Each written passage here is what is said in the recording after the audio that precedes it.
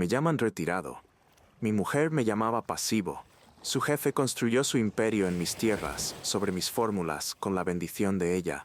En la gala benéfica de la Cruz Roja en Marbella, se me cayó la cartera. Él la recogió, leyó mi nombre y se quedó petrificado. ¿Sabe su mujer quién es usted realmente?, me susurró. Ella sabía quién era yo. Simplemente olvidó de lo que soy capaz. Mi nombre es Alejandro de la Vega. Tengo 50 años y durante los últimos 5 años la gente ha asumido que no he estado haciendo nada. Se equivocan. He estado observando, esperando y construyendo algo que no podían ver porque dejaron de mirar hace más de una década. Hace 12 años creé Bodegas Oro Negro, una infraestructura de producción y distribución que alimentaba a la mitad de las marcas blancas y de lujo que probablemente has bebido sin saberlo. Procesamiento de uva, logística de exportación, sistemas de envejecimiento acelerado, todo funcionando bajo una arquitectura que diseñé en un pequeño despacho, con libretas manchadas de vino y una pizarra llena de diagramas químicos. Escalé el negocio, lo vendí por 340 millones de euros y me alejé. Sin notas de prensa, sin vueltas de victoria, solo una salida silenciosa y una vida que pensé que sería más sencilla. Elena, mi esposa de 26 años, amaba el dinero pero odiaba el silencio. Ella construyó su identidad alrededor de estar casada con alguien importante, alguien en movimiento. Cuando yo dejé de moverme, ella empezó a buscar esa energía en otra parte. Ahí entró Mateo Aranda, su nuevo jefe en Vinitum Innovación, una empresa emergente que prometía revolucionar el mercado vinícola con soluciones de inteligencia artificial y sabores sintéticos para la generación Z. Él era todo lo que yo ya no era, ruidoso, ambicioso, siempre actuando. Elena se lo tragó todo. Hace 3 años, Vinitum se mudó a una sede en la Milla de Oro de Marbella, un espacio precioso, con muros de piedra natural y ventanales inmensos que daban al Mediterráneo. El tipo de lugar que grita que vamos a irrumpir en el mercado. Lo que Elena no sabía, lo que Mateo no sabía, era que yo era el dueño de ese edificio. No directamente, por supuesto, sino a través de un fideicomiso llamado Inversiones Sierra Blanca, registrado en Luxemburgo y gestionado por una firma en Zúrich. El contrato de alquiler fue firmado por personas que nunca conectaron los puntos entre Alejandro de la Vega y la cartera de propiedades que financiaba su perfecta sede central. Esta noche era su gala anual. Elena insistió en que fuera. «Te vendrá bien salir», dijo ella, lo que en realidad significaba que necesitaba que estuviera allí para que la gente supiera que seguía casada. Fui, me quedé en un rincón bebiendo una copa de un Rioja que no quería, observando a mi mujer reírse de las bromas de Mateo, tocándole el brazo, inclinándose hacia él. Nuestros 3 hijos no estaban allí. Javier estaba viajando por negocios en México. Sofía estaba terminando su máster en Madrid y Lucas estaba en la universidad en Londres. Solo estaba yo, invisible en una habitación llena de gente que no me veía. Fue entonces cuando sucedió. Cambié el peso de mi cuerpo y mi cartera de piel se resbaló del bolsillo de mi chaqueta. Golpeó el suelo de mármol con un sonido seco y mi tarjeta de acceso de propietario del edificio salió disparada, deslizándose por la superficie pulida. Antes de que pudiera moverme, Mateo estaba allí, agachándose con esa sonrisa practicada que probablemente usa con los inversores. Recogió la tarjeta, la miró casualmente y entonces se congeló. No fue una pausa, fue una parálisis total. Sus ojos se clavaron en el nombre grabado en el plástico. A. de la Vega, acceso total propietario Sierra Blanca. Su rostro se volvió blanco, realmente blanco, como si alguien hubiera drenado la sangre directamente de su cráneo. Sus manos empezaron a temblar y me miró con una expresión que nunca le había visto antes, miedo. Se levantó lentamente, sosteniendo la tarjeta entre 2 dedos como si pudiera explotar. El ruido de la fiesta se desvaneció en una estática de fondo. La boca de Mateo se abrió, se cerró y se abrió de nuevo. Entonces, en una voz tan baja que solo yo podía oír, susurró: «Señor, ¿sabe su mujer quién es usted?». Sostuve su mirada.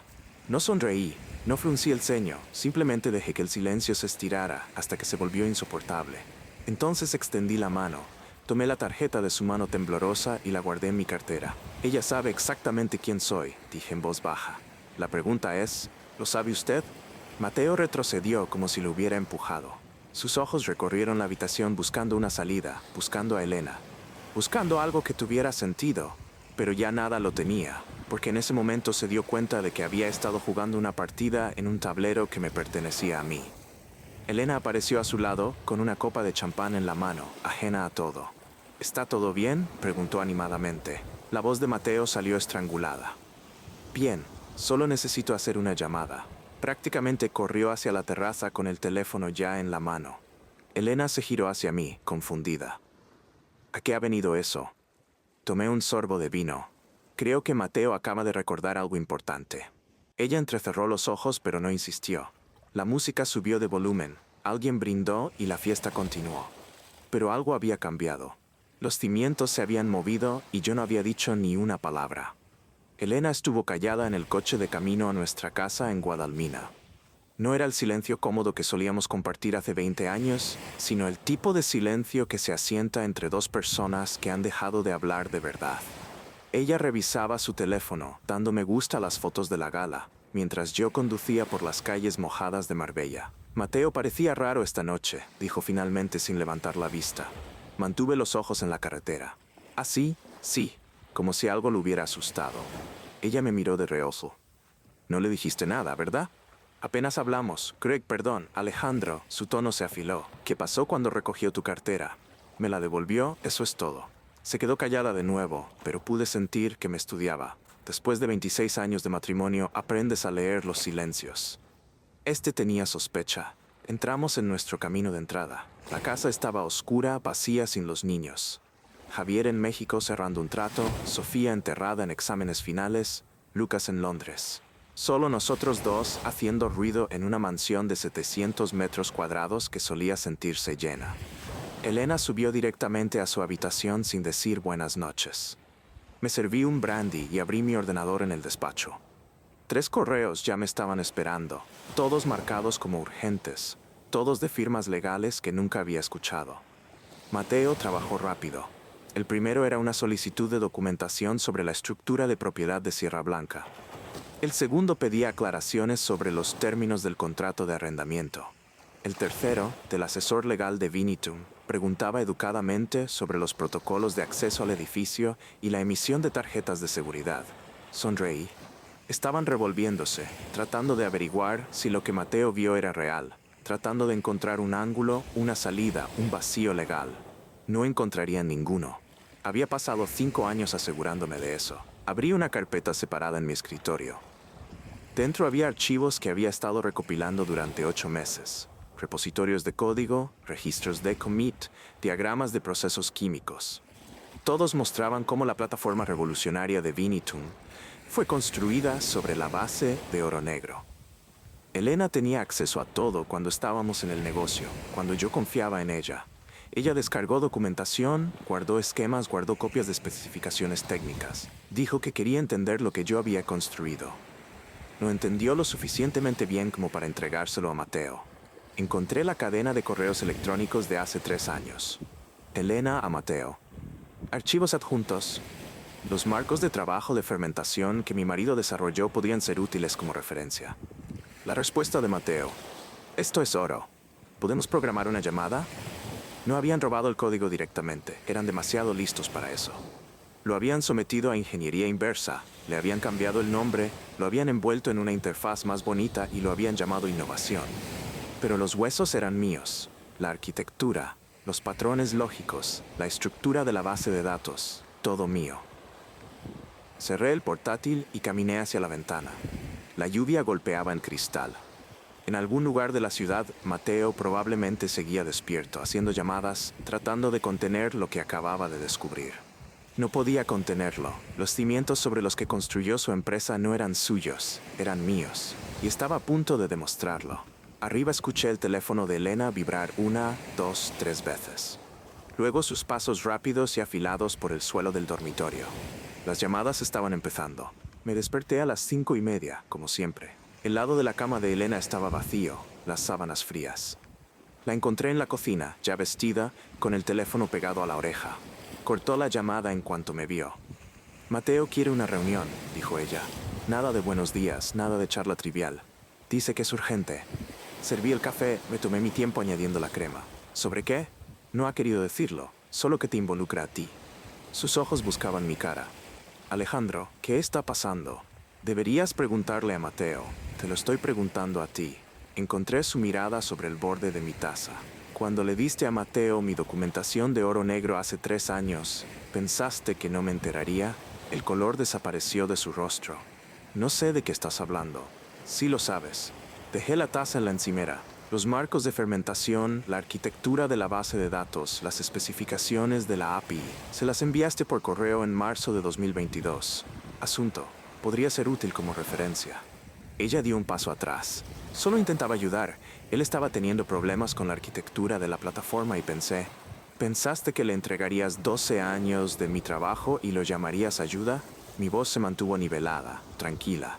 Eso parecía inquietarla más que si hubiera gritado. ¿Te pagó o solo era para sentirte importante? No fue así. Entonces, ¿cómo fue, Elena? Su teléfono vibró, el nombre de Mateo en la pantalla. No contestó. Vinitum construyó toda su plataforma sobre mi arquitectura, continué. Cada función principal, cada flujo de trabajo.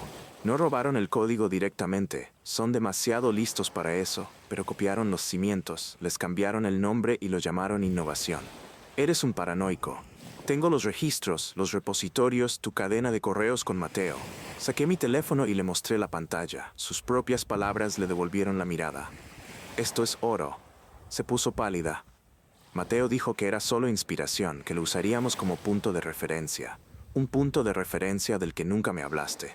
No te interesaba, Alejandro. Te retiraste, te alejaste. ¿Qué se suponía que debía hacer? ¿Dejar de vivir porque tú decidiste dejar de construir? Se suponía que no debías regalar lo que yo construía a alguien que lo usaría contra mí. Su teléfono volvió a sonar. Mateo, persistente esta vez.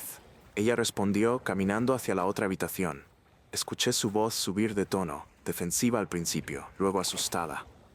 Cuando regresó, su mano temblaba.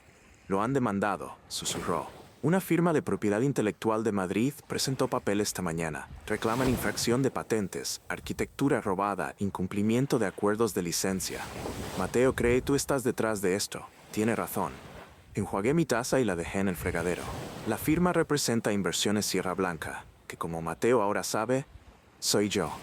El edificio que alquila, los cimientos sobre los que se construye su empresa, todo es mío. Esto lo destruirá. Él se destruyó a sí mismo cuando construyó una empresa sobre trabajo robado. Nuestro hijo trabaja allí, su voz se quebró. Javier acaba de ser ascendido. Si Vinitum se hunde, lo pierde todo. Eso me detuvo. Javier, 25 años, tan agudo como el que más, se había labrado su camino desde analista junior hasta estratega senior en 2 años. Se había sentido tan orgulloso cuando consiguió ese trabajo. Javier es inteligente, dije en voz baja. Caerá de pie. No si su padre destruye la empresa para la que trabaja. Ella se acercó. Por favor, Alejandro, piensa en lo que esto le hará a nuestra familia. La miré. Realmente la miré. La mujer con la que me había casado hace 26 años, que había estado a mi lado durante las primeras luchas, las noches sin dormir, construyendo el negocio. En algún momento del camino, dejó de ser mi compañera y empezó a ser alguien a quien no reconocía. Estoy pensando en la familia, dije. Estoy pensando en lo que tú le hiciste a la nuestra. Javier llamó al mediodía. Yo estaba en mi despacho revisando documentos cuando su nombre iluminó mi pantalla. Papá, su voz estaba tensa, controlada. Tenemos que hablar sobre por qué a mi jefe le acaban de entregar una demanda que menciona tu nombre 17 veces. Me eché hacia atrás en mi silla. ¿Has leído el escrito? Todo el mundo en la oficina lo ha leído. No se habla de otra cosa. Hizo una pausa. Por favor, dime que no estás haciendo lo que creo que estás haciendo. ¿Qué crees que estoy haciendo? Destruir Vinitum porque mamá trabaja allí. Esto no tiene que ver con tu madre. Entonces, ¿con qué tiene que ver? Su frustración se filtró. Porque desde donde yo estoy sentado, parece que estás haciendo saltar por los aires mi carrera para demostrar algo. Se trata del robo de propiedad intelectual. Mateo Aranda construyó su empresa sobre una arquitectura que yo creé. Una arquitectura a la que tu madre le dio acceso sin mi conocimiento ni consentimiento. Silencio. Entonces, ¿mamá hizo qué? Expliqué los correos, la documentación, los marcos copiados. Javier escuchó sin interrumpir, lo que significaba que estaba procesando, pensándolo bien. Siempre había sido analítico, incluso de niño. ¿Cuánto tiempo hace que lo sabes?, preguntó finalmente. 8 meses. ¿Y no me lo dijiste? ¿Me habrías creído? Otra pausa. No lo sé. Mateo ha sido bueno conmigo, me ha ascendido 2 veces, me ha dado responsabilidades reales. No es perfecto, pero tampoco es un ladrón. Lo es cuando construye un negocio sobre los cimientos de otro. Papá, la gente itera sobre la tecnología existente todo el tiempo. Así es como funciona la innovación. No cuando copian toda la arquitectura sin permiso ni compensación. Le oí exhalar largo y lento. ¿Qué quieres que haga? Nada. Esta no es tu pelea. Lo es si mi trabajo desaparece por ello. Su voz se endureció. Me he dejado la piel durante 2 años. Me gané este puesto y ahora vas a quitármelo. Mateo te lo quitó cuando cometió el robo. No, el tono de Javier se volvió frío. Me lo estás quitando tú porque no soportas que mamá haya encontrado algo que no controlas. Eso dolió más de lo que esperaba. No se trata de control. ¿No? Vendiste tu empresa, te retiraste, desapareciste. Mamá siguió adelante. Encontró un trabajo en el que es buena, gente que la valora, y tú no puedes soportarlo. Javier, tengo que colgar. Mateo está convocando una reunión de emergencia. La línea se cortó. Me quedé allí sentado, con el teléfono todavía en la mano, mirando a la nada. Mi hijo pensaba que yo era el villano. Quizá no estaba del todo equivocado. Sofía llamó 3 días después. Mi hija mediana, 23 años, terminando su máster en Madrid. La única de mis 3 hijos que había heredado mi mente analítica y el toque diplomático de Elena. Contesté al segundo tono. Papá, tenemos que hablar de lo que estás haciendo. Javier te ha llamado. Javier, mamá y unas 6 amigas de mamá que parecen pensar que has perdido la cabeza. Hizo una pausa. ¿La has perdido? Todavía no. Entonces explícame por qué estás destruyendo una empresa que emplea a tu hijo y amenazando la carrera de mamá. Le conté todo. La arquitectura robada, los correos electrónicos, los años de engaño. Sofía escuchó sin interrumpir, lo que significaba que estaba tomando notas. Siempre tomaba notas cuando algo era importante. Vale, dijo cuando terminé. Así que mamá se equivocó masivamente y Mateo es un ladrón. Pero papá, hay algo que necesitas saber. ¿Qué? Invertí en Binitum. 50.000 euros de mi fondo fiduciario el año pasado, cuando abrieron su serie B para familiares y amigos de empleados. Mi pecho se apretó. Sofía. Mamá me dijo que era sólido, dijo que la empresa tenía una tecnología innovadora y fundamentos fuertes. Hice mi debida diligencia. Miré sus finanzas, su cartera de productos. Todo cuadraba. Su voz vaciló ligeramente. No sabía que estaba construido sobre tu trabajo. Ninguno de los otros inversores lo sabía. ¿Cuánto pierdes si la empresa quiebra? Todo. 50.000 euros, papá. Se suponía que ese era mi colchón después de la graduación. Cerré los ojos. El trabajo de Javier, la inversión de Sofía. Y Elena lo había orquestado todo, poniendo el futuro de nuestros hijos en una empresa construida sobre cimientos robados. Hay más, continuó Sofía. He estado revisando las presentaciones públicas de Binitum para un proyecto de clase. Papá, su última presentación muestra ingresos proyectados de 200 millones en los próximos 3 años. La valoración está en 450 millones. Eso es imposible. Su plataforma no puede escalar tan rápido si está construida sobre arquitectura que ya ha sido probada. Tu arquitectura. Hizo una pausa. Mateo no solo está usando tu trabajo, está apostando todo el futuro de la empresa en ello. Y está recaudando dinero basado en tecnología que no posee. ¿Quién más ha invertido? Fondos de pensiones, oficinas familiares, 3 grandes capitales de riesgo, recaudación total de 90 millones en la última ronda. Se oyeron papeles. Papá, si retiras la demanda de propiedad intelectual, no solo estás dañando a Mateo, estás eliminando 90 millones en capital de inversión.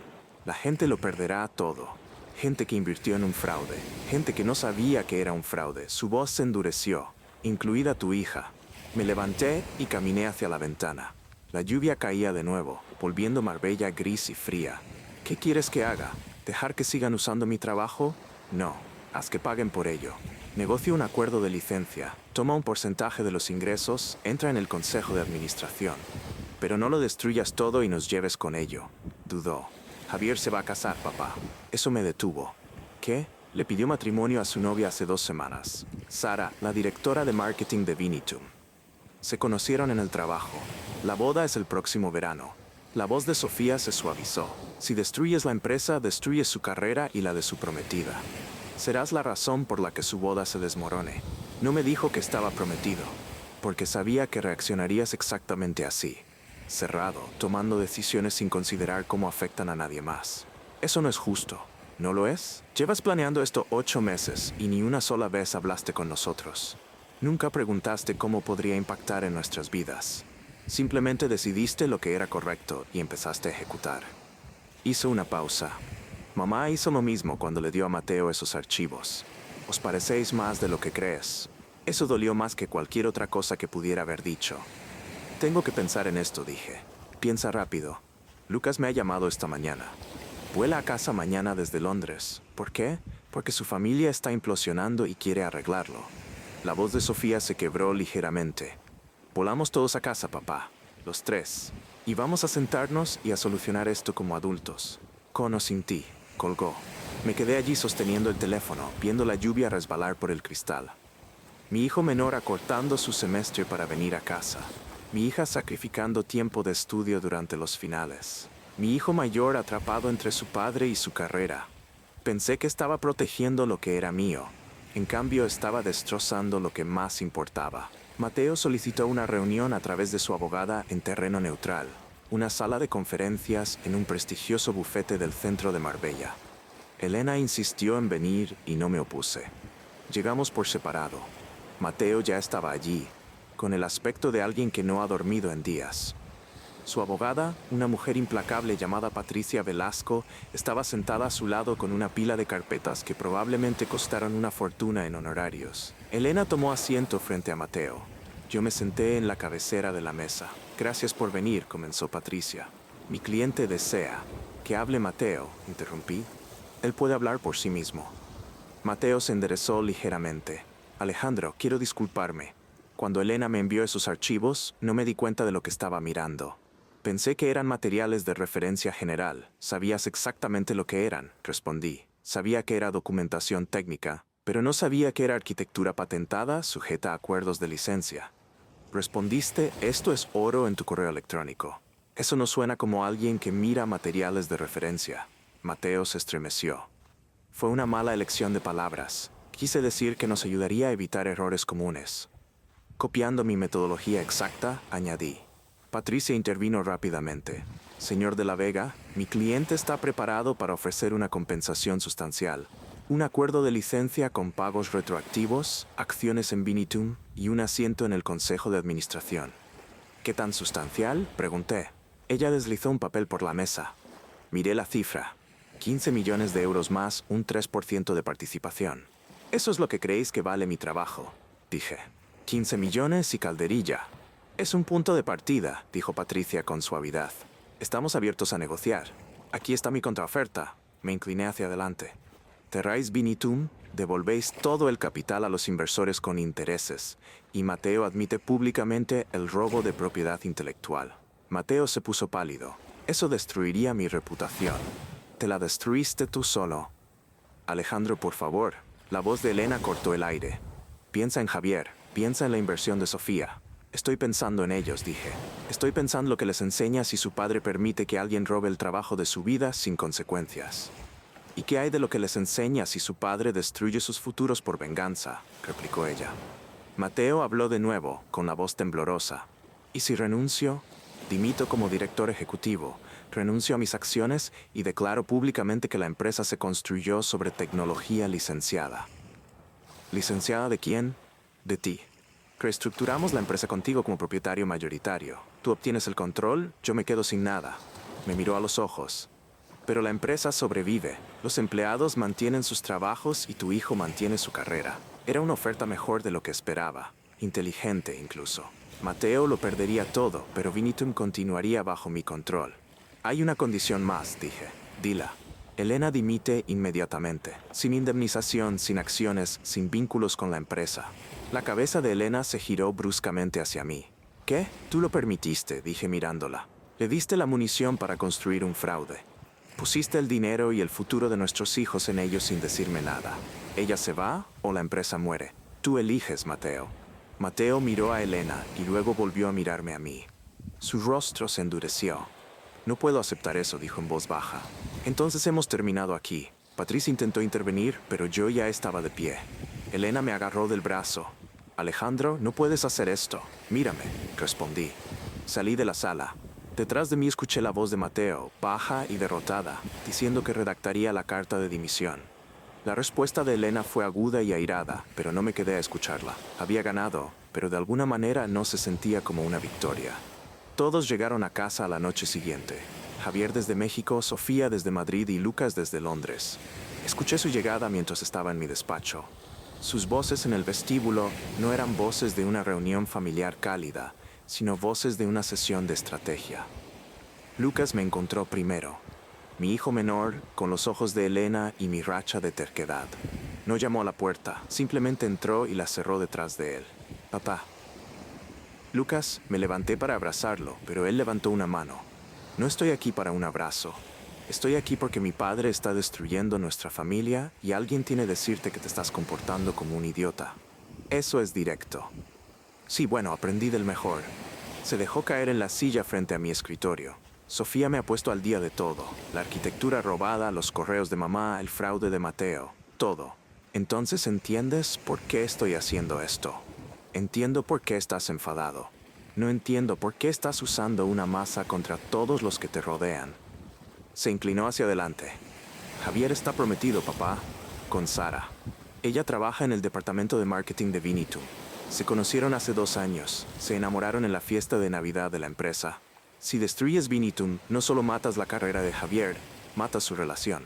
No me dijo que estaba prometido porque sabía que encontrarías una manera de arruinarlo. La voz de Lucas era afilada. Has estado haciendo mucho últimamente, encontrar formas de arruinar las cosas. Eso no es justo. ¿No lo es? Llevas planeando esto 8 meses. 8 meses, papá. Tuviste tiempo para hablarnos, para advertirnos, para darnos la oportunidad de protegernos. En lugar de eso, decidiste que éramos daños colaterales. Intentaba protegeros de saber que vuestra madre nos traicionó. No, Lucas se puso de pie. Estabas protegiendo tu ego.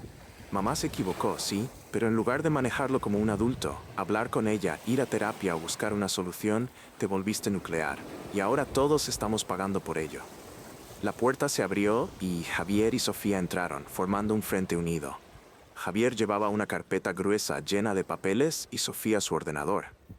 Vamos a tener una reunión familiar, dijo Sofía, no preguntando, sino afirmando. Todos nosotros, ahora mismo. Nos trasladamos al salón. Elena ya estaba allí, de pie junto al gran ventanal, con los brazos cruzados sobre sí misma. Parecía más pequeña de lo que la había visto en años. Sofía instaló su ordenador en la mesa de centro. He pasado los últimos 3 días analizando las finanzas de Vinitum, los documentos de los inversores y el repositorio de código. Esto es lo que he encontrado. Mostró una presentación llena de números y gráficos. La empresa de Mateo vale 450 millones de euros en el papel, continuó Sofía. Pero el 90% de esa valoración se basa en la arquitectura de la parte trasera, la arquitectura de papá. Pasó a la siguiente diapositiva. Si retiras la reclamación de propiedad intelectual, el valor de la empresa cae a unos 40 millones. Lo que significa que cada inversor, cada opción sobre acciones de los empleados, cada fondo de riesgo, todos pierden casi todo su dinero. Eso no es mi problema, dije. Se convierte en tu problema cuando esos inversores te demanden, intervino Javier. Abrió su carpeta. He estado hablando con el equipo legal de Vinitum. Si destruyes la empresa a través de una reclamación de propiedad intelectual, hay precedentes de inversores que demandan al titular de la propiedad por interferencia maliciosa. Soy el dueño de la propiedad intelectual.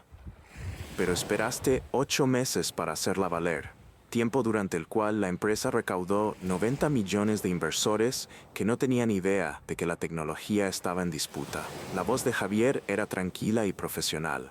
Un buen abogado podría argumentar que permitiste conscientemente que el fraude continuara, haciéndote cómplice. Podría ser responsable de daños y perjuicios. Le miré. Mi hijo de 25 años usando su agudeza empresarial para amenazarme. ¿Estás amenazando seriamente con ayudar a los inversores a demandar a tu propio padre? Estoy intentando salvarte de ti mismo. Me miró a los ojos. Sara y yo nos casamos el próximo junio. Quiero que estés allí, papá.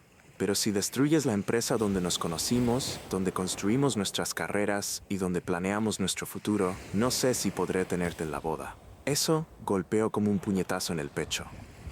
Lucas habló entonces. Sofía invirtió 50.000 euros, que es todo su colchón de ahorros.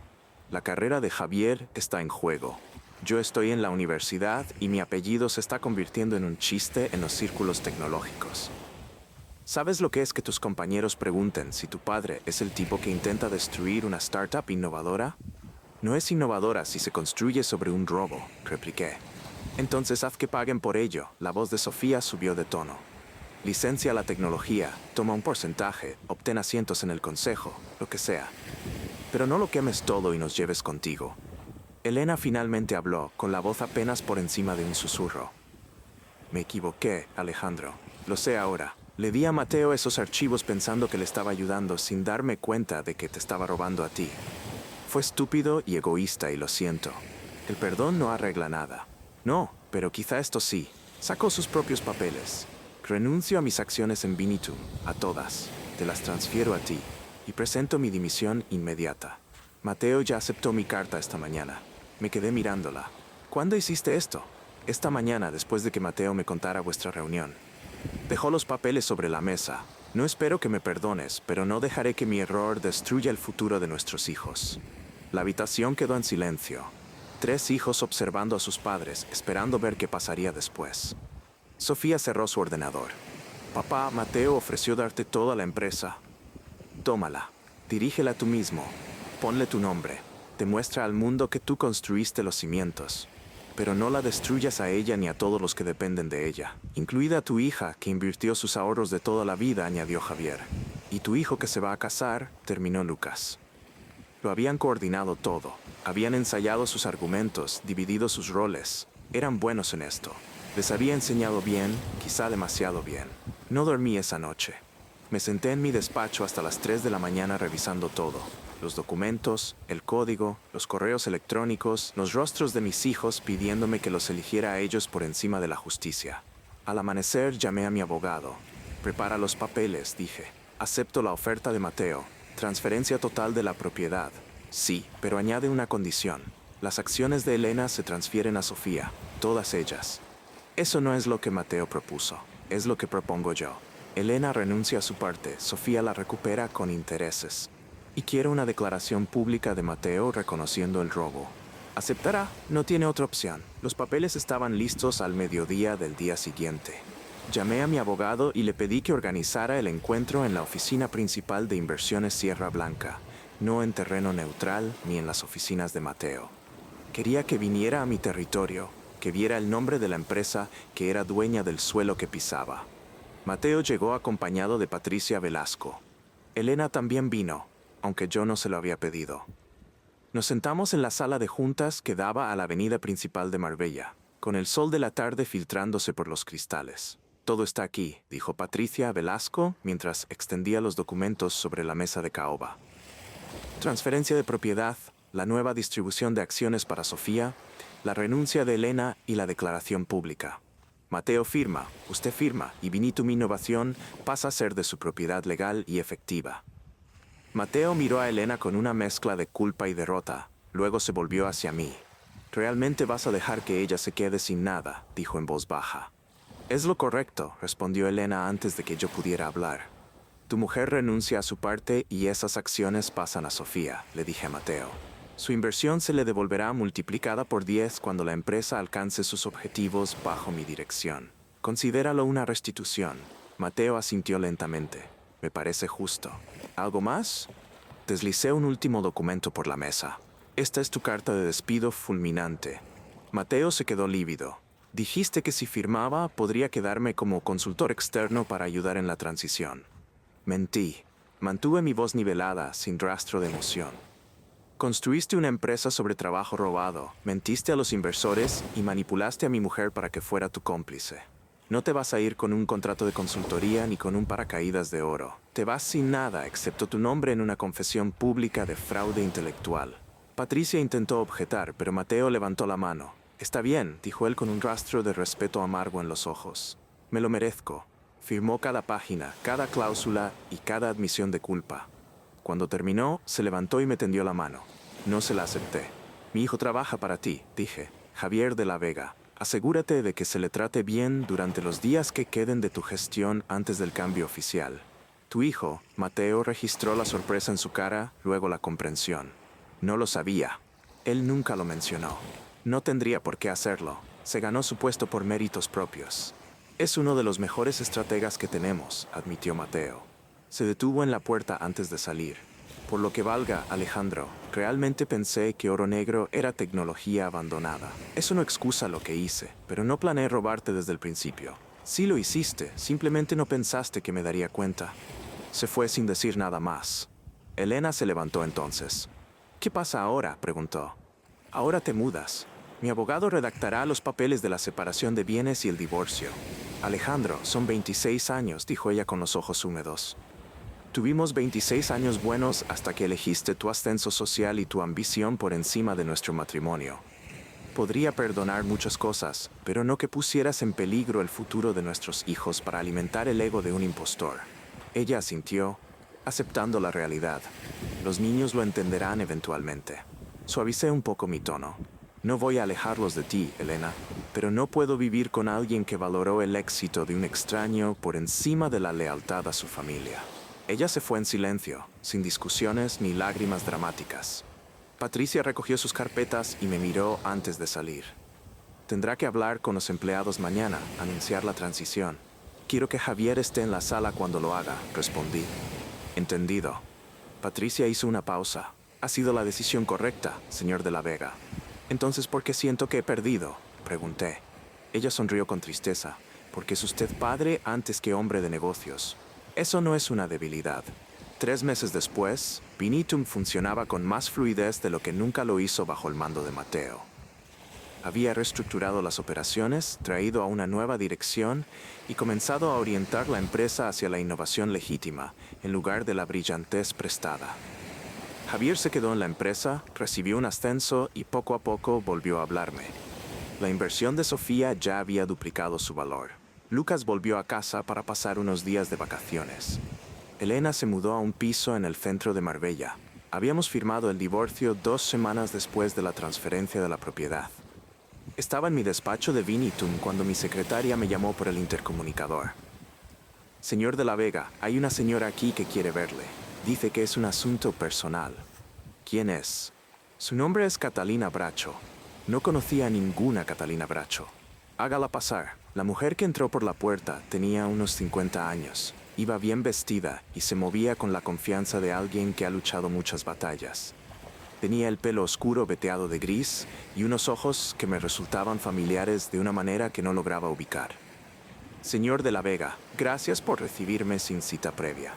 No creo que nos conozcamos. No nos conocemos, pero tenemos una conexión que usted ignora. Se sentó sin esperar a ser invitada. Hace 28 años, usted salió con una mujer llamada Carmen Bracho. Estuvieron juntos 2 años antes de que usted conociera a Elena. El nombre me golpeó como un jarro de agua fría. Carmen, mi novia de la universidad, la que amé antes de que el mundo de los negocios y la ambición me llevaran a Seattle y luego de vuelta a España. Habíamos roto cuando me mudé para mi primer trabajo importante. Perdimos el contacto por completo. ¿Qué pasa con Carmen?, pregunté con cautela. Carmen era mi hermana, dijo Catalina con voz firme. Falleció hace 4 años. Cáncer. Lo siento mucho, no tenía ni idea. No tendría por qué saberlo, no hablaron en décadas. Abrió su bolso y sacó un sobre. Antes de morir, Carmen me dio esto. Me hizo prometer que se lo entregaría si alguna vez tenía la oportunidad. Tomé el sobre. Mi nombre estaba escrito con una caligrafía que apenas recordaba. También me pidió que le dijera algo más. Catalina me sostuvo la mirada. Tiene usted un hijo. Se llama Jaime Bracho. Tiene 27 años. La habitación pareció inclinarse. ¿Qué? Carmen descubrió que estaba embarazada 3 semanas después de que usted se marchara. Intentó llamarle, pero usted ya no estaba. Escribió cartas, pero usted se había mudado de piso. Catalina suavizó su voz. Luego vio un anuncio en una revista económica sobre su compromiso con Elena de la Vega. Decidió no interferir. Estaba embarazada de un hijo mío y no me lo dijo. No intentó, Alejandro. Pero usted había pasado página y ella no quería ser la mujer que lo atrapara con un bebé cuando ya había encontrado a otra persona. Mis manos empezaron a temblar. ¿Por qué me cuenta esto ahora? Porque Jaime merece saber quién es su padre. Y porque el deseo de Carmen antes de morir era que ustedes dos se conocieran. Catalina se levantó. Él no sabe que estoy aquí. No sabe que le he buscado, pero sabe de usted. Carmen se lo contó todo antes de fallecer. ¿Dónde está? En Madrid. Es ingeniero agrónomo, trabaja para una consultora de sostenibilidad. Un chico listo. Tiene sus ojos, Alejandro, y la determinación de Carmen. Me entregó una tarjeta de visita. Ahí tiene su correo y su teléfono. Si decide contactar con él o no, es cosa suya. Se fue antes de que pudiera hacer más preguntas. Me quedé allí sentado sosteniendo el sobre y la tarjeta. Un hijo. Tenía otro hijo de 27 años que había crecido sin mí mientras yo construía imperios y criaba a Javier, Sofía y Lucas. Abrí el sobre. La carta de Carmen estaba fechada 3 años antes de morir. Alejandro, si estás oyendo esto, es que ya no estoy. Quiero que sepas que nunca me arrepentí de tener a Jaime. Fue lo mejor de mi vida, pero siempre me arrepentí de que nunca llegaras a conocerlo. Es brillante, amable y testarudo, igual que tú. Por favor, si Catalina te encuentra, dale una oportunidad. Él merece un padre. Y tú mereces al hijo que decidió buscarte. Recogí mi teléfono y miré el número de Jaime. 27 años. Me había perdido toda su vida, pero quizá no tenía por qué perderme el resto. Marqué el número. 8 meses después, Javier estaba en el altar en un viñedo a las afueras de Marbella. Sara estaba a su lado con un vestido espectacular. La ceremonia fue preciosa, tradicional, todo lo que una boda debía ser. Elena estaba sentada 3 filas detrás de mí con su nueva pareja, un consultor que había conocido en un evento. Nos saludamos con un gesto cortés antes de la ceremonia. Nada más. Lucas estaba sentado a mi izquierda, Sofía a mi derecha. Y al otro lado de Sofía estaba Jaime Bracho, mi hijo con sus hermanos por primera vez en una boda. Me había costado 3 meses de llamadas telefónicas antes de que Jaime aceptara conocerme en persona.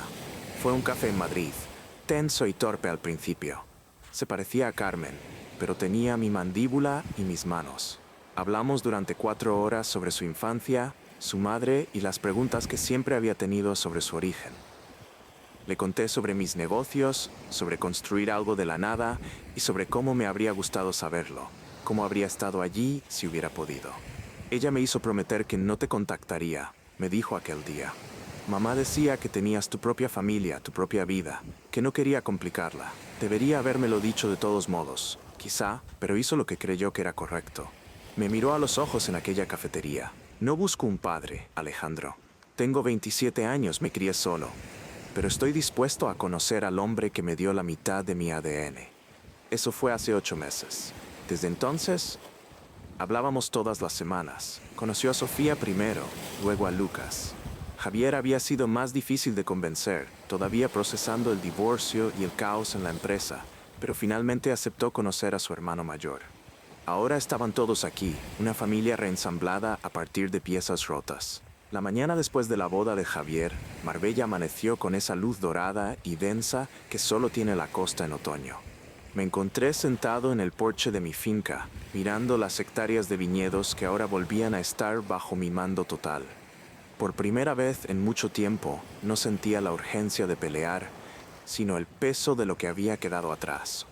Mis 4 hijos se habían quedado en la casa de invitados. Ver a Jaime desayunando con Lucas y Sofía el día anterior había sido una imagen que hace un año habría considerado un sueño imposible o una alucinación. En Vinitum, las cosas no eran tan sencillas como en mi jardín. Al tomar el control total, empecé a levantar las alfombras que Mateo había dejado puestas. No solo era el robo de mi propiedad intelectual lo que manchaba la empresa. Al auditar las cuentas a fondo, descubrí que para inflar las valoraciones de la última ronda de inversión, Mateo había firmado contratos de suministro con distribuidores en Asia que eran imposibles de cumplir. Había prometido un volumen de producción que la arquitectura de la bodega no podía sostener sin sacrificar la calidad. Era un castillo de naipes construido sobre mentiras comerciales y mi tecnología robada. Pasé gran parte de la semana siguiente con Jaime. Resultó que su formación como ingeniero agrónomo era exactamente lo que la empresa necesitaba para purificarse. Caminamos por los campos de Ronda, donde tengo las cepas más antiguas y valiosas. Me explicó técnicas de sostenibilidad y gestión del suelo que yo, con mi mentalidad de ingeniería de procesos pura, no había considerado. Fue la primera vez que sentí que no solo estaba recuperando mi pasado, sino construyendo un futuro que no dependía únicamente de mi viejo genio. Había algo reconfortante en ver sus manos manchadas de tierra. Las mismas manos que tenían mi forma, pero que habían sido moldeadas por una madre a la que no supe valorar a tiempo. Elena me llamó el jueves. Quería pasar a recoger unas últimas cajas de la casa de Guadalmina. Fue un encuentro breve y extrañamente civilizado. La vi en el jardín, cargando un par de maletas pequeñas con libros y recuerdos personales. Parecía más delgada, pero también más tranquila, despojada de esa necesidad frenética de brillo social que casi nos destruye a todos. Me dijo que Javier y Sara estaban muy felices en su luna de miel y que Jaime era un joven extraordinario. Me sorprendió su falta de rencor. Supongo que cuando pierdes todo lo que creías que te definía, dejas de fingir. Le deseé suerte con su nueva vida en el centro. No hubo beso ni abrazo, solo el reconocimiento silencioso de dos personas que habían compartido 26 años y ahora eran poco más que conocidos con hijos en común. Pero la calma en Marbella siempre es precursora de una tormenta de intereses. El viernes por la tarde, un enviado de un fondo soberano extranjero se presentó en mi oficina de Vinitum. Eran los inversores principales que Mateo había atraído durante su etapa de expansión agresiva. No venían a felicitarme por la nueva gestión ni por haber salvado la integridad técnica de la plataforma. Venían con un contrato que contenía una cláusula de cambio de control que mis abogados habían pasado por alto en la urgencia del traspaso. Si Mateo Aranda salía de la empresa por cualquier motivo, que no fuera una venta acordada, el fondo tenía derecho a exigir el reembolso inmediato de su inversión de 40 millones de euros, más una penalización por incumplimiento. Mateo lo sabía. Lo había ocultado en los anexos técnicos del contrato, esos que Elena firmó como secretaria del consejo sin entender una sola palabra. Era su última trampa, un mecanismo de autodestrucción diseñado para estallar en mis manos si alguna vez lograba recuperar lo que era mío. Tenía 72 horas para conseguir el capital o ver cómo Vinitum era liquidada por los acreedores antes de que pudiera empezar mi primera cosecha real. Esa noche reuní a mis 3 hijos mayores y a Jaime en el despacho de la casa. Les mostré los documentos. Les expliqué que la victoria sobre Mateo tenía un precio oculto que podría arruinar la inversión de Sofía y la carrera de Javier de forma definitiva.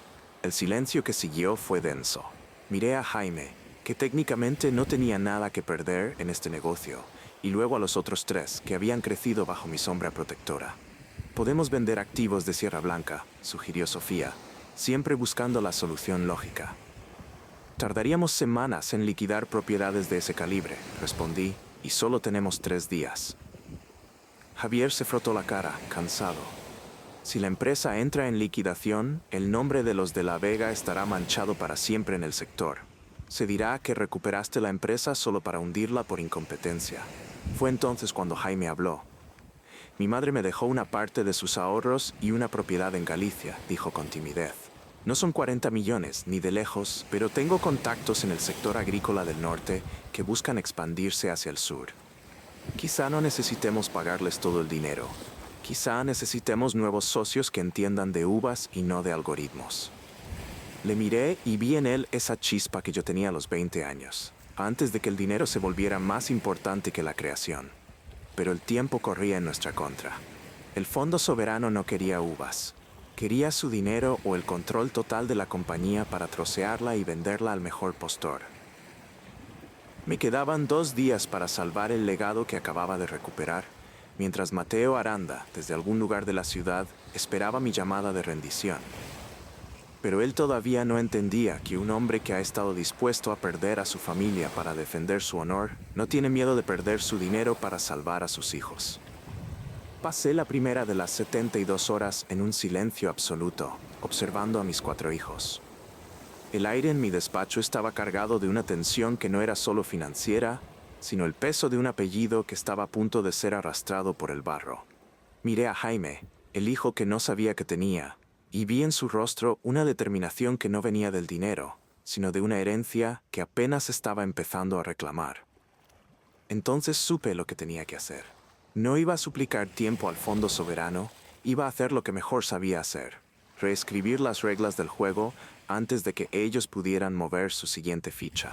Llamé a mi abogado personal a las 2 de la mañana. Necesito que rastrees cada línea de los activos que Sierra Blanca posee en la costa, le dije. No solo el edificio de Vinitum, sino los terrenos adyacentes, las licencias de agua y, sobre todo, el contrato de servicios de la plataforma tecnológica. Si ese fondo quería ejecutar la cláusula de cambio de control, tendrían que hacerlo en un entorno que yo controlara por completo. Mientras mi abogado trabajaba, ordené a Javier y a Jaime que se encerraran en la bodega de pruebas. Necesitaba que crearan un nuevo prototipo de fermentación usando las técnicas de Jaime y mi arquitectura base, algo que fuera legalmente distinto a lo que Mateo había registrado fraudulentamente. Teníamos que demostrar que Vinitum, sin nosotros, no era más que un nombre en un papel. El sábado por la mañana, Marbella se sentía como una olla a presión. Me reuní con el representante del fondo, un hombre frío llamado señor Garrido, en un club privado de Puerto Banús. Él llegó con su maletín de cuero y una sonrisa de suficiencia, convencido de que un hombre retirado de 50 años no tendría forma de reunir 40 millones de euros en un fin de semana bancario. Señor de la Vega, comenzó diciendo mientras se sentaba, entienda que esto no es personal. Es una cuestión de gestión de riesgos. El señor Aranda era la cara de la innovación, y su salida ha dejado un vacío que nuestro algoritmo no puede ignorar. Le dejé hablar durante 10 minutos. Escuché sus amenazas veladas sobre la liquidación y la subasta de activos. Cuando terminó, deslicé una carpeta gris sobre la mesa. No eran 40 millones de euros. Eran las notificaciones de rescisión de todos los servicios básicos que permitían a Vinitum operar. Señor Garrido, dije con calma, usted tiene el derecho contractual de exigir el reembolso, es cierto. Pero lo que parece haber olvidado es que Vinitum opera en un edificio de mi propiedad, utiliza una red de distribución que pertenece a Sierra Blanca, y lo más importante, se basa en una licencia de uso de software que expira en el momento en que la empresa entre en proceso de liquidación. Garrido frunció el ceño, pero no perdió la compostura. El fondo puede absorber esas pérdidas operativas, respondió. Lo dudo, continué, porque lo que tengo aquí es una oferta en firme de un consorcio de productores de Galicia representados por Jaime Bracho para comprar la deuda del fondo a 60 céntimos por euro. Si ejecutan la liquidación, recuperarán quizá 10 céntimos después de años de litigios. Si aceptan mi oferta, recuperarán la mayor parte de su inversión hoy mismo y saldrán de Marbella sin un escándalo de fraude en su historial. El nombre de Jaime Bracho pareció no decirle nada, pero la lógica financiera sí. Garrido se levantó para hacer una llamada. Mientras esperaba, miré por el ventanal los yates amarrados en el puerto. Pensé en Elena, que en ese momento estaría deshaciendo cajas en su nuevo piso, y en cómo nuestra vida se había convertido en una serie de transacciones. Me dolió darme cuenta de que incluso la salvación de mis hijos tenía que pasar por una maniobra fría y calculada. Pero ya no era solo por el dinero. Era por el derecho de Jaime a tener un lugar en esta mesa y por el derecho de Javier a no ser el hijo de un fracaso. Garrido regresó 20 minutos después. Sus jefes están furiosos, dijo, pero no son estúpidos. Aceptarán los 60 céntimos si usted firma una cláusula de no competencia durante 3 años. No, respondí de inmediato. Firmaré una cláusula de no competencia para el mercado de marcas blancas, pero Vinitum se dedicará exclusivamente a la alta gama bajo el nuevo sello de los de la Vega y Bracho. No voy a dejar que me impidan trabajar con mis hijos. Tras una hora de regateo que me recordó a mis días más agresivos en el sector tecnológico, cedieron. La trampa de Mateo se había cerrado, pero yo había cortado la mano que sostenía la cadena. Regresé a la finca esa tarde. Mis hijos me esperaban en el porche. Cuando les conté que el fondo se retiraba y que Jaime sería socio oficial de la nueva etapa, Lucas lanzó un grito de alegría que rompió la tensión de los últimos 3 días. Sofía empezó a recalcular inmediatamente el valor de las acciones y Javier simplemente me dio un abrazo largo, uno que no me había dado desde que era un niño. Pero fue Jaime quien se quedó al margen, mirándome con una mezcla de respeto y duda. «Habías planeado esto desde que Catalina apareció en tu oficina, ¿verdad?», me preguntó cuando nos quedamos solos. «No todo, Jaime», admití. Pero sabía que si íbamos a ser una familia, teníamos que empezar por ser socios en algo que nadie pudiera robarnos. Él asintió y por primera vez lo vi relajarse de verdad. Sacó una botella de vino sin etiqueta de su mochila. Es el prototipo que hicimos Javier y yo anoche, dijo. Tiene el cuerpo de lo que tú construiste y el alma de lo que mi madre me enseñó en el norte. Lo abrimos allí mismo, sin copas de cristal fino, bebiendo directamente mientras el sol se ocultaba tras las montañas de Ronda. Esa noche, sin embargo, recibí una última sorpresa. Elena apareció en la puerta de la finca. No venía a por cajas ni a hablar de divorcio. Tenía un sobre en la mano que había encontrado oculto en el forro de una de las maletas que se llevó de la oficina de Mateo cuando todavía trabajaba allí. Alejandro, tienes que ver esto, dijo con la voz temblorosa. No es solo que Mateo robara tu arquitectura. Hay documentos que demuestran que estuvo en contacto con tus compradores originales de oro negro hace 5 años. Él fue quien les dio los datos falsos que hicieron que el precio de venta bajara en el último momento. Él no solo te robó el presente, te robó el pasado. Me quedé mirando los documentos bajo la luz de la lámpara del despacho. Mateo Aranda no era un oportunista que se cruzó en la vida de mi mujer por casualidad. Era un depredador que me había estado siguiendo desde que vendí mi primera empresa, esperando el momento de debilidad que supuso mi retiro para entrar en mi casa y en mi cama. La rabia que sentí no fue como la de los días anteriores. Fue una fría y absoluta necesidad de justicia que iba más allá de un contrato de propiedad intelectual. Miré a Elena y vi el horror en sus ojos al darse cuenta de que ella había sido el instrumento de un hombre que nos odiaba. Lo siento tanto, Alejandro, susurró. Yo solo quería sentir que seguíamos siendo alguien. La victoria sobre el Fondo Soberano ahora me parecía pequeña. Binitum era mía. Mis hijos estaban unidos, y Jaime era parte de mi vida. Pero el hombre que había orquestado nuestra ruina emocional seguía ahí fuera, habiéndose llevado millones de euros en comisiones antes de que yo tomara el control. Pero ahora tenía algo que él no esperaba. Tenía a mis 4 hijos trabajando juntos y tenía la verdad completa. El lunes por la mañana, Binitum no solo anunciaría un cambio de gestión, anunciaría una investigación criminal. Miré a través de la ventana hacia las luces de Marbella, sabiendo que la última parte de esta guerra no se libraría en salas de juntas ni en viñedos, sino en un terreno donde Mateo Aranda no tendría donde esconderse.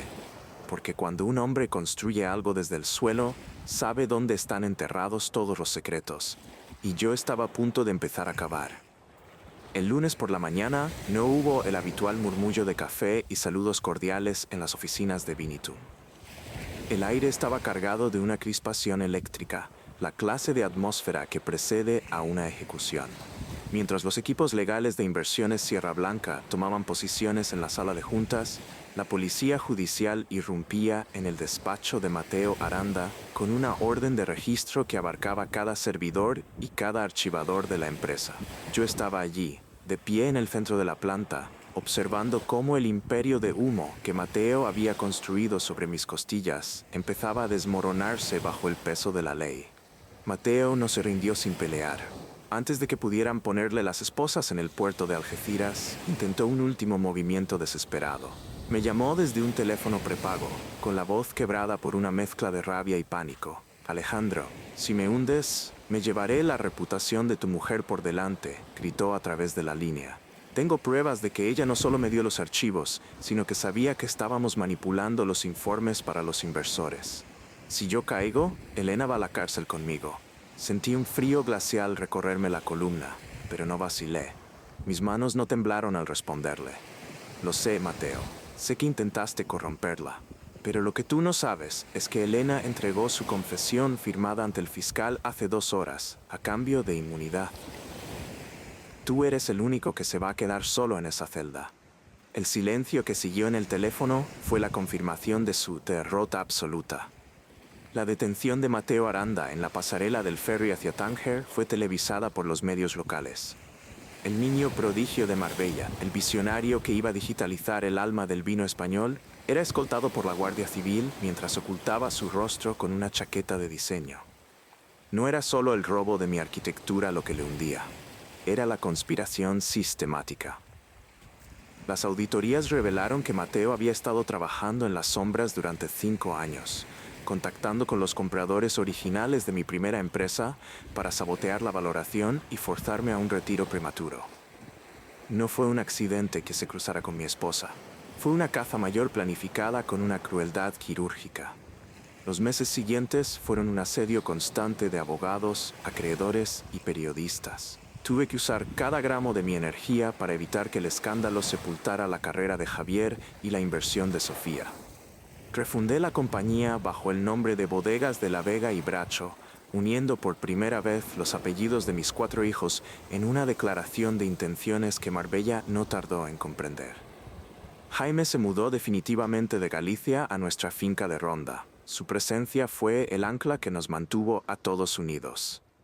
Él no traía solo sus conocimientos de ingeniería agrónoma, sino una pureza de propósito que mi familia legítima había perdido entre eventos sociales y ansias de estatus. La firma definitiva del divorcio con Elena fue el momento más amargo de todo el proceso. Nos citamos en un despacho gris, lejos del lujo de Puerto Banús. Ella firmó cada página sin leerlas, con la mirada perdida en algún punto del suelo. Alejandro, ¿crees que alguna vez podré mirar a los niños a la cara sin sentir que les robé el padre?, me preguntó cuando los abogados nos dejaron solos. No lo sé, Elena, respondí con sinceridad.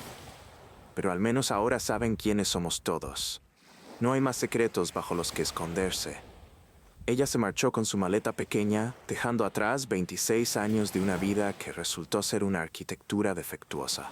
La boda de Javier y Sara, celebrada bajo el sol abrasador de agosto en nuestros propios viñedos, fue la prueba de fuego para esta familia reconstruida. El evento era una mezcla extraña de triunfo empresarial y fragilidad emocional. Javier estaba radiante, pero sus ojos buscaban constantemente mi aprobación, como si todavía temiera que yo pudiera hacer saltar todo por los aires de nuevo. Sofía y Lucas rodeaban a Jaime, integrándolo en sus bromas con una naturalidad que me conmovía. Ver a mis 4 hijos juntos, 3 de ellos hijos del privilegio y uno hijo de la lucha silenciosa de Carmen, era una imagen que desafiaba toda lógica. Durante el banquete, me alejé de la carpa principal para caminar hacia el borde de la colina que domina la plantación de uva Tempranillo. El sonido de la música de la boda llegaba amortiguado por el viento. Fue allí donde Jaime me encontró con 2 copas de nuestra primera producción conjunta. Elena se acaba de marchar, me dijo suavemente. No quería arruinar el baile de Javier con su presencia. Le di las gracias por venir, pero creo que ambos sabíamos que este ya no es su sitio. Asentí, tomando la copa. El vino era oscuro, denso, con un aroma que hablaba de tierra y de paciencia. Mateo ha sido condenado a 8 años, continuó Jaime. La sentencia salió esta tarde. No habrá apelación posible después de que los inversores de Londres presentaran las pruebas de los fondos desviados. Se acabó, Alejandro. Has ganado la guerra. Miré el líquido rojo en mi copa y luego a mi hijo mayor. No se siente como una victoria, Jaime. Se siente como una reconstrucción tras un terremoto. He perdido a la mujer que amé durante media vida y he tenido que ver a mis hijos sufrir por pecados que yo permití al retirarme y dejar de vigilar los muros de mi propia casa. Él se apoyó en la valla de madera y miró hacia los viñedos que ahora eran legalmente suyos en gran parte. Mi madre solía decir que para que una cepa sea fuerte, tiene que sufrir el estrés de la sequía, dijo Jaime con una media sonrisa que me recordaba dolorosamente a Carmen. Si la planta lo tiene todo fácil, las raíces se quedan en la superficie y cualquier viento la tumba. Tú nos has obligado a echar raíces profundas, Alejandro. A lo mejor de eso se trataba todo. A lo mejor el código que diseñaste hace 12 años solo era el ensayo para este momento. Esa noche, mientras los invitados se retiraban y las luces de Marbella parpadeaban en la distancia, me quedé solo en el despacho de la finca. Abrí el sobre que Carmen me había dejado y volví a leer sus palabras por 100ª vez. Me di cuenta de que ella me había salvado 2 veces, una dándome a Jaime y otra dándome el propósito de ser mejor hombre para él de lo que fui para los demás. La arquitectura de mi vida anterior había sido demolida por completo. No quedaba nada de aquel Alejandro de la Vega que se escondía tras el éxito de los demás y permitía que su mujer le llamara pasivo. A veces tienes que prenderle fuego a los cimientos para descubrir qué es lo que realmente sostiene la estructura de tu alma. Yo tuve que ver cómo mi mundo se quemaba hasta los cimientos para darme cuenta de que el verdadero valor no estaba en el software de oro negro ni en los edificios de la milla de oro. El valor estaba en la lealtad que Jaime me ofreció sin conocerme, en el perdón que Javier me otorgó al pie del altar y en la capacidad de empezar de nuevo a los 50 años. La victoria no es dulce, es necesaria. Es el sabor amargo de la verdad que te permite caminar con la cabeza alta por primera vez en una década. Mañana el sol saldría sobre una nueva empresa y una nueva familia. Y esta vez me aseguraría de que cada ladrillo fuera colocado con mis propias manos.